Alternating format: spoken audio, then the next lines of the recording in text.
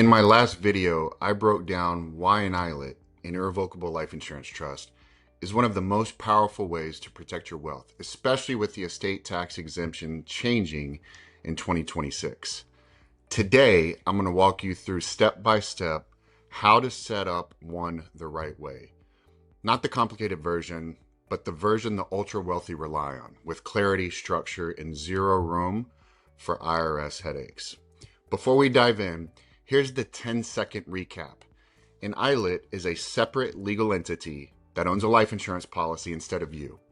When you pass away, the insurance proceeds go to the trust, not your estate, which keeps those funds shielded from estate taxes, probate delays, and creditors. Now, let's get tactical. Make sure an ILIT actually fits your goals. This is step one. This is where you sit down with your estate planning attorney and answer the hard questions. Do I want to keep life insurance out of my taxable estate? Do I need liquidity for future estate taxes so my heirs don't have to sell assets? Do I want to protect assets from creditors or predators? Do I want control over how and when beneficiaries receive money? Do I want a structure that supports succession planning? If you're nodding yes to those, then an ILIT's a strong fit. If not, there's other tools. But for high net worth families, ILITs are often the backbone of disciplined estate planning. Now, step two, choose your trustee. And by the way, most people get this wrong. This one matters. The trustee is the person or institution who runs and manages the trust. They handle the administrative work, keep the structure compliant, and operate fully independent of your control. And I'll be direct. You cannot be the trustee. If you control the trust, the IRS treats it as yours, and the entire estate tax benefit disappears. So you've got two options, two categories of options. Option A is a family member as a trustee. And this is what people think they want until they actually think it through. Sure, it's familiar and inexpensive, but it comes with some baggage. The IRS could potentially claim you still have implied control over that family member. Family conflict becomes a real risk. Crummey notices get missed, record keeping is inconsistent, and future audits become a problem. And the trustee ends up resented and or overwhelmed. Can it work? Yeah, it can. Is it ideal for significant estates? Not usually. So option B is a non-related professional trustee, and this would be the recommended route. This is the choice serious families make, the ones who want airtight structure, long-term compliance, and zero drama. A professional trustee gives you true independence, which is crucial for tax protection, clear documentation for Crummey notices and premium payments, zero family politics, strong audit, proof, and record keeping, consistency across decades. And when we design ILITs at Studemont Group for ultra high net worth clients with their estate planning attorneys, especially with premium finance in the mix, a corporate or attorney trustee is almost always the strategic move. So what's JMac straight talk recommendation? If you're protecting real wealth, skip the family politics and go professional trustee. It's cleaner, safer, and gives your heirs the clarity they deserve. Step three, draft the ILIT with your estate planning attorney, right? This is a no-brainer.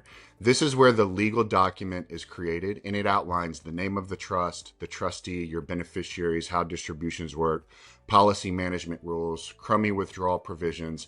And once signed, the ILIT becomes its own legal entity, separate from you and protected from estate inclusion. Step four, your trustee obtains the EIN. The trust needs its own employer identification number. It's its own entity. And this allows the trustee to open a bank account, receive contributions and gifts, handle taxes if ever required. Simple but essential. And then step five, the trustee opens a bank account for the ILIT. Using the trust document, their ID, and the EIN, the trustee sets up an ILIT bank account. And this is where your gifts go, your premium payments are made. You do not touch this account. That is, separation is part of the protection. And then step six, the ILIT gets funded. You're now officially the grantor. Congratulations. You send gifts to the trust, and the trustee uses those gifts to either buy or maintain the insurance policy or the interest payments on the financed premiums. And there's two avenues. One, the ILIT buys a brand new life insurance policy. You gift funds, trustee pays premiums or interest. Or B, you transfer an existing policy into the trust. But you have to be aware of the 3-year rule. If you die within 3 years of transferring an existing policy into the trust, the death benefit can still be pulled back into your taxable estate. So it's something to consider. And then step 7, the trustee sends Crummey notices. Doesn't mean they're bad. It's just the name of the gentleman, Crummey notices. This is the compliance step that separates a strong irrevocable life insurance trust, or ILIT, from one that blows up in an audit. Every time you gift money, the trustee notifies beneficiaries of their temporary right to withdraw the amount. They just choose not to. After 30 or 60-day window closes, the trustee pays the premiums or pays the interest. This transforms your gift into a present interest, making it eligible for your annual gift tax exclusion. If you miss this step, and the IRS can then unravel the entire structure back to professional trustee. And then step 8, the trustee fully manages the trust. This is where people breathe easier. You're out of the operational picture entirely by design. The trustee handles premiums, interest, policy reviews, record keeping, Crummey notices, required filings, and your job is to fund the trust and stay alive. The trustee handles everything else. And then step 9, ultimately, the ILIT receives death benefit, right? When you pass away, the life insurance proceeds bypass your taxable estate. The trust immediately provides liquidity for taxes, expenses, succession planning, legacy planning, and your creditors can't touch it. Their creditors can't touch it.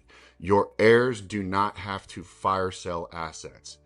And distribution happens exactly how you designed and wrote into the trust. This is why the wealthiest families in America have used ILITs for decades. Think Rockefeller. It's strategy, structure, and stewardship all in one tool. So even in an environment with high exemptions today and coming into 2026, ILITs give you something exemptions never will: control, liquidity, and protection that outlasts you.